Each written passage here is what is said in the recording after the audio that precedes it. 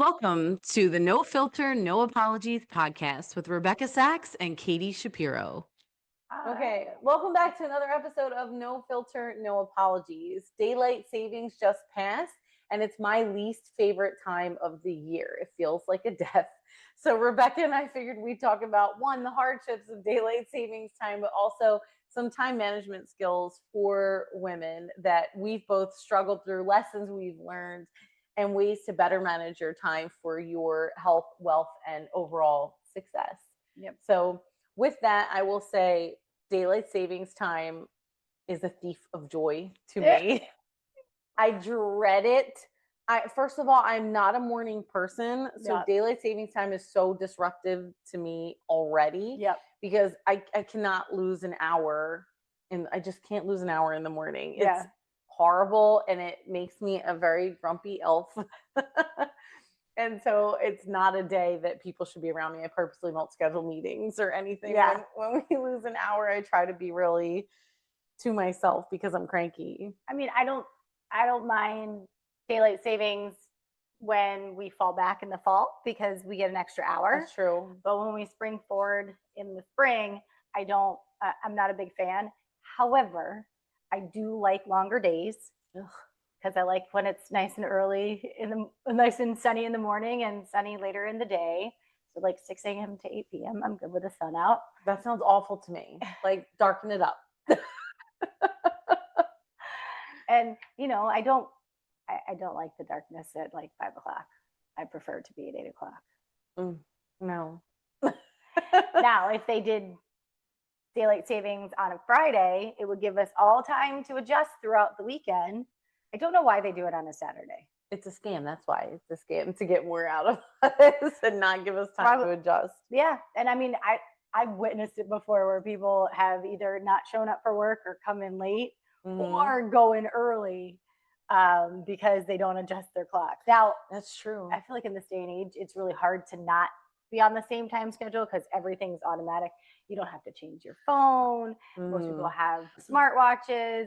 And everything just automatically updates depending on where you are. Yes, that does make it a little bit easier. Which is nice. But it's always like the oven clock and the microwave clock and the car clock that are always have to be adjusted. Christian never adjusts his car clock. Now they have just one button. It makes it nice and easy. But it's so disruptive, right? I mean, we're talking about little simple things like adjusting your microwave clock or whatever.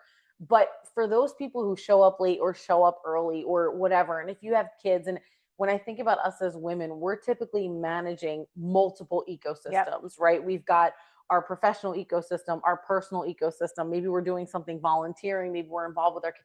There are so many things that we're managing that just losing an hour, and I understand the agricultural benefits of it. I do. But just losing an hour is so disruptive to everyone, but we're here to talk about women. So especially women who are trying to coordinate so many things all of the time. It's really a lot. Juggling all the balls and making sure none of them drop. I'm not a good juggler, especially when you take an hour away from me. It's impossible. I'm dropping balls. That's what's happening. That's all I need is less sleep.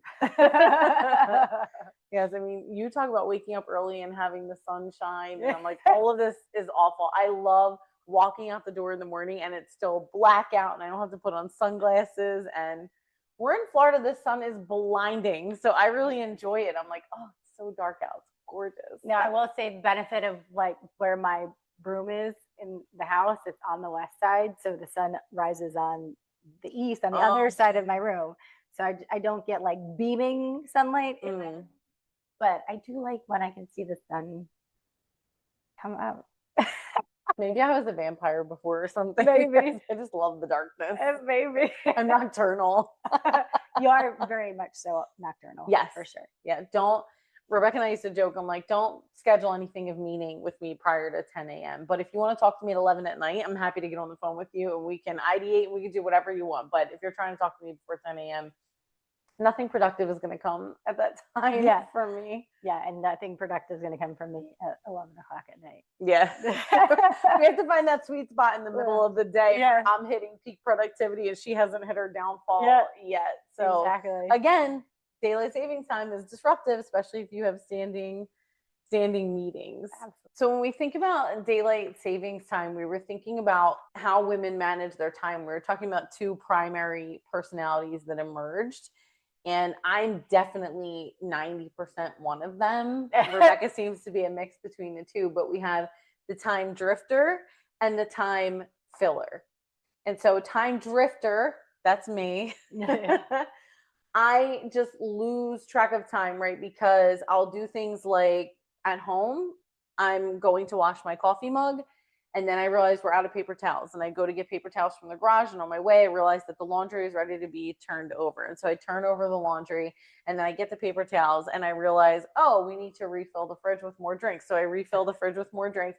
And I go back in the house and I realize I never washed my coffee mug. And I'm 35 minutes behind what I was supposed to be doing after I washed the stupid mug. So I'm definitely a drifter. It's productive drifting. I'm getting things done, but I will drift. I will lose time because I'm doing other things and I won't stick to that schedule. So when something like daylight savings time happens, it really sets me off because I'm like, wait, I lost an hour. I already lose time. I can't afford to do things like that. And then on the professional side, I think if you don't have like hard calendar boundaries and things like that, you drift in work. So I would drift in projects and I would be like, oh, we're working on this project and I'm focused on section A of it. But this part bleeds into section B and let me research how that's going to work and And then I'm like, wait, section B is not till next week. And I've drifted in there. Are you a drifter at all? Yes, I'm definitely a drifter where I will get stuck in a project and work way too long on one thing and then lose track of time and not notice that I missed a call or 3 calls. And then I'll be doing work and I'll notice things that need to be done in the house and I can either drift and do those things in the house, but most of the time I will be like, oh yeah, that needs to be done. And then I'll just continue to focus on work or flip flop. I'll do stuff in the house, know that I have work stuff to do and continue doing the stuff in the house. It's not going to add to my to-do list for work. Wow. So, But what you just said though, it does point to another thing that happens is that when we drift, it tightens our transitions into the next thing. So it almost sets us up for more failure because if I'm working on a project and I drift down there and I'm supposed to meet with you at 2:00 and it's 1:55, I haven't had a moment to transition my brain to what we're supposed to meet about. And so you have to be really intentional about knowing you're a drifter. Starts with awareness. The first step is awareness. Always. Yes. And then we have the time filler. So you're more the time filler, you think? I think I'm a combination of the two because not so much now, but I was always very adamant about having my calendar filled and then also not giving myself the buffers that I needed in between meetings, calls, whatever the case may be. And I didn't really have boundaries at that time and would take on more work than I needed to and say yes to things. And like I said, just fill my calendar up. So I was booked throughout the day. It helped my day go by faster, but then in the end, it just created more chaos towards the end of the day because then I'd have all this administrative work to do and there wasn't enough time in the day to do it. No, I mean, I would get it done, but I'd be working till like 7:30. And I think as an ambitious woman, and if you combine ambition and optimism, you're going to get a time-filled schedule. Right? Yeah. And you don't account for some of the drifting that does happen with anyone. Meetings run over, people have additional questions, you get emails in between, you can drift in that time. Right. But I think what you said, those time fillers it really tightens our transitions and makes us less effective where we need to be because we don't take that pause. But I think the pause is hard because that's the one area of a time filler I do really relate to because growing up, rest time, free time, open time was laziness, right? You needed to be being productive 100% of the time. So when you would see those buffer times or that free time, you would need to fill it with something. And I definitely relate to that. That the productivity tying to your identity. Oh, yes. Oh my God, that's a great point. I think about when I was in high school, right? And all the times that I would sleep in or oversleep. And then on the weekends where we wouldn't necessarily be allowed to sleep in late, I would try. And so I think it comes from those generational mindsets, right? Where if you're taking a nap in the middle of the day, if you're getting some rest and relaxation on the weekend, then you're just being lazy and you're not getting things done. You're not being productive. What's your purpose? Why are you here? Right. And so one of the things, you can sleep when you're dead. Yeah. It's one of the worst pieces of advice anybody can give you. Yes. Yes, because you can't get back that time to sleep. You can't get back that time to rest for your body because your body needs it. But but I love what you said about productivity being tied to your identity, because I think a lot of women in their careers tie that in, and especially when you're ambitious and you're an overachiever or you're a people pleaser, you want to take all of that on because it's such a big part of your identity. And then I also think about advice they give to new moms: sleep when the baby sleeps, right? But that's such a hard thing to do because you're like, I have bottles to clean and I have clothes to wash and I can't just turn off because I just got the baby to sleep. I can't just power off. This is my me time. Well, I got to take care of, I have to shower, for God's sake, something. And I think it's just very, very hard when you're a time filler like that or a time drifter to do that, especially when it's part of your identity. That was such an awesome point. I mentioned you don't have boundaries, right? Like you say yes to everything, think you're capable of taking on everything, and that's not the reality. So if you're a time filler, what do you do to combat that, to combat your need to fill your time? Now I create buffers in between meetings. Now I have boundaries that I've set in my work-life balance, if you will. Okay. And they're boundaries that I don't break, right? Because historically I just do what I need to do to get things done. Right. But now I also have a partner that I have to think about. And so just recently, right, I had a request for a call at 7:30 on a Friday. And I was like, absolutely not. And so Friday night's my time with my partner, and that's our time together. Yes. And so I'm not going to deviate from that. Any other day during the week, fine, no problem. Monday through Thursday, even a Sunday evening, I'll get on a call. But Friday night's my one. It's a hard no. So time filler, number one tip is hard boundaries. You've got to create some of those boundaries.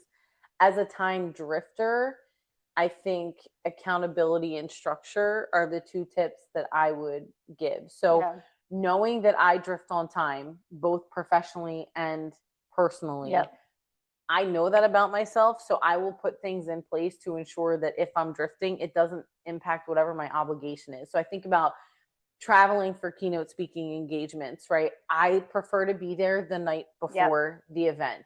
I know a lot of people will fly in and fly out the same day. I'm terrified of that. I feel like, what happens if my flight is delayed? What happens if, anything? What happens if I hit traffic on the way to the venue? So, and those are things that tend to happen to me. So no, I'm going to be there the night before. I'm probably going to stay in the same hotel as the engagement so that I can take the elevator right down and be where I'm supposed to be, because I think there's this perception that if you're late, you don't respect people's time. But if you drift on time like that, I'm over preparing, whatever it may be. So I do think my tip for time drifters would be that self-awareness and then structure around that. Build your structure with intentionality to say, I know I drift on time. I'm going to put some hard walls around me to make sure that I meet expectations and, and don't lose time. And then the other thing I do is really schedule out every single day. I have to-do lists. So it's like, and I like to cross those off. And I had multiple calendars I was dealing with for multiple email accounts and multiple things I'm involved in, and recently have kind of synced all of those calendars. That way that they're all on the same thing. And so whether I'm doing something for one organization or another, the visibility is the same to everybody, so nobody can just put stuff on my calendar. They think I'm free. I'm not free. Well, because if you're a time filler and you work with other time fillers and they see a little 30-minute break, they're going to plug a meeting into that 30-minute break. I used to have to just block times on my calendar so that no one would put a meeting in there because I knew I would need a little bit of time. And normally I'd be like, oh, I have 30 minutes between a meeting, but then time fillers would come along and just start plugging stuff in. I'm like, whoa, I can't do minute to minute. I need a transition 10. And those time fillers don't usually just take 30 minutes. It usually ends up taking a lot longer than 30 minutes when they put those 15 or 30 minutes on your calendar. Right. So I think for this part of your time management, try to recognize, are you a time filler? Are you a time drifter? Are you a combination of the two? And then build either boundaries or structures around you to sort of protect your time in a different way, protect your productivity. And we're not here to tell you how not to make productivity tied to your identity, because I think we're two people that do that as well.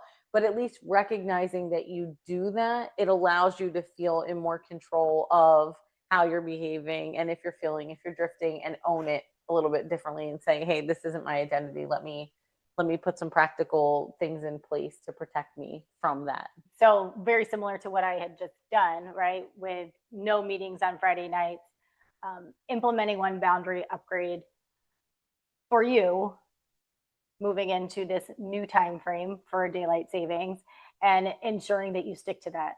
And so, my non-negotiable is Friday nights. And I think if you implement that into your life and add maybe do one boundary a quarter, right? So you're not trying to put too much pressure on yourself, but at least you give yourself the ability to say no to things and set those lines. Yeah, I think a boundary upgrade goes hand in hand with being non-negotiable. You have to have one non-negotiable, excuse me. So for me, who's a time drifter, dinner was really important for our family. It's a time where we would all get together. Everybody talks about their day. It's loud, it's funny, it's chaotic usually. And we would try to eat around the same time every single night. Well, working from home and with I was surrounded by other time drifters. I would have calls that would go into the dinner hour. And because of the authority these folks had over me, I would participate in those calls. And it would take away from the quality time I was having with my family. My family would have to be quieter. And this was supposed to be a really important time. And I think that's a boundary upgrade I've made, that I said, I will never, ever go back on that again. I will never compromise that for anyone. I will not have a call at dinner time. And we talked about being nocturnal versus a morning person.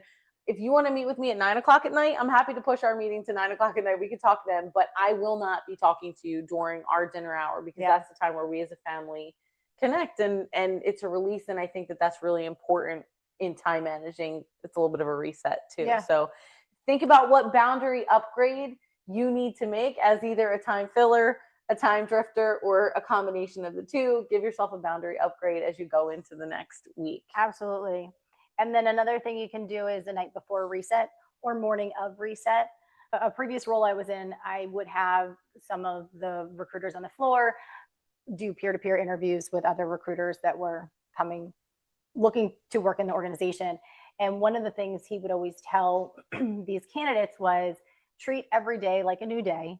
And so imagine you have a chalkboard and your day takes place. When you leave at the end of that day, erase that chalkboard and start over with your clean slate the next day. And it was very impactful to me as the person that was also talking to candidates. And it was something that I started to use in speaking to candidates, because it can be very hard and grueling as you're starting to get your own desk up and running.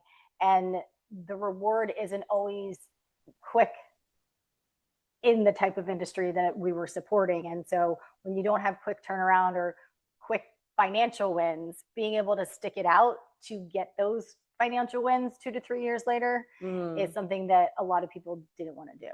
Especially, everybody wants everything instant gratification these days, right? Yes. So being able to put the shitty days behind you, move forward, knowing that every day is a new day, I think is extremely beneficial too.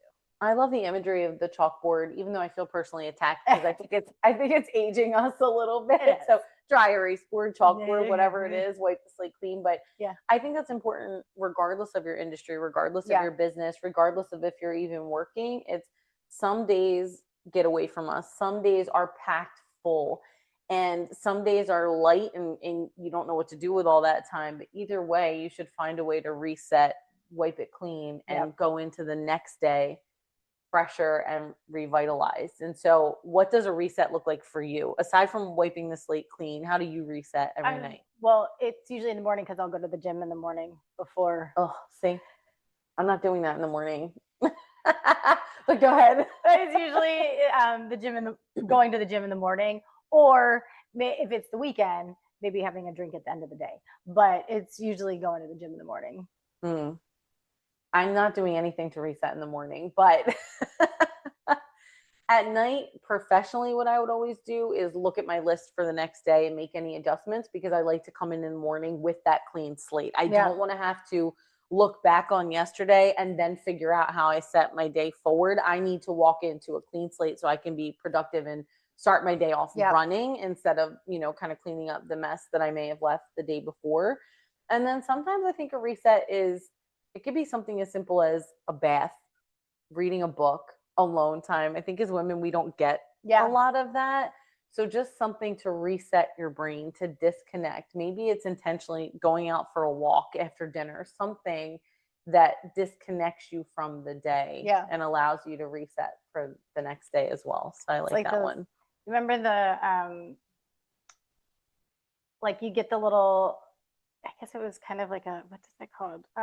Box? I don't know. No, it's like we would fail on that $1 million pyramid game. No. Kind of like a clipboard, but not really. Okay. And then it had the clear sheet over it, and you could draw and then pick it up and erase it. Oh, yeah, okay. I don't remember what that's called either. But whatever that sheer paper thing is, when you think of your day that way, right? You draw and make a mess on it for the day, and then at night, lift the sheet, clean slate. You're making me feel really old. All I can think of is the Etch-a-Sketch and the chalkboard, daylight savings time. All those things. All those things. I wonder yes, find a way to reset your day. Yes. And it's critical to time management. Yeah. And I know with daylight savings too, that because of the way that the time adjusts, it sets off your internal rhythms and your internal systems completely. And so making sure that you prepare, I think, for daylight savings, not something that I've ever done, but I do. I do. I have to. I've never done it because it's on a Saturday. Like, whatever. If it was during the week, it would be different. If it was on Friday, it might be different too. But whatever. That's a whole nother conversation. I was a sports mom, so Saturdays were busy days. Oh, geez. So I wish maybe I'll do that in the fall. But actually, you get more sleep in the fall. So I guess next spring it'll be. But I think something important to note is that time management doesn't have to be a personality correction. I know that we talked about the two personalities, the time filler, the time drifter, and productivity being part of our identity. So when we talk about time management, you may think of this as like, oh, this is a flaw that I have to correct, or this is a personality. For me, being late to everything, this is a personality trait I need to fix. Yeah. No, it's not a personality correction. It's a system design. You are who you are. You manage time the way you manage time. Yep. You need to make conscious decisions and take accountability for who you are. I am primarily a drifter. I know that. So I have to build my schedule. I have to do the things we talked about, get there the day before. I have to do these things to ensure that my drifting doesn't impact my obligations and my responsibilities and commitments to other people. And I build that. And so as a time filler, what you were talking about is being very intentional about your hard boundaries, your non-negotiables. So that's your system design. Yep. So as you think about, daylight savings is what kind of kicked off our topic today. When you think about how you're managing your time, reflect more on how are you designing your system of time management for you, for your ecosystems that you manage, whether it's your business ecosystem, your family ecosystem. How do you design that system for success? And get rest. And get rest. Yes. I think for me, when I talk about building system design, it gets me excited. It's a sigh of relief for me because structure means freedom to me. The more structured I am, the more free I am to kind of create my own system, my own time, my own design. I know for some people that might be scary to be like, structure everything. I think it'll work for some people and have the opposite effect, right? Because if it's too structured, it could give you anxiety and then you stress about the structure. Right. But so like for me, I'm a combination. Like I need to have a little bit of structure and a little bit of flexibility. Okay. So as we think about what daylight savings does for us, which is losing an hour, just try to remind yourself that you don't need more hours. You need better system design, whatever that system looks like for you, whatever your boundary upgrade may be, whatever inner monologue you have to have, build a better system so that you can manage time. And Rebecca and I hope that we've given you some tips and some insight today into those two personalities. And we wish you luck in managing your time. Till next week. Get some sleep. Follow us on all your socials, NFNA Podcast. Until next time.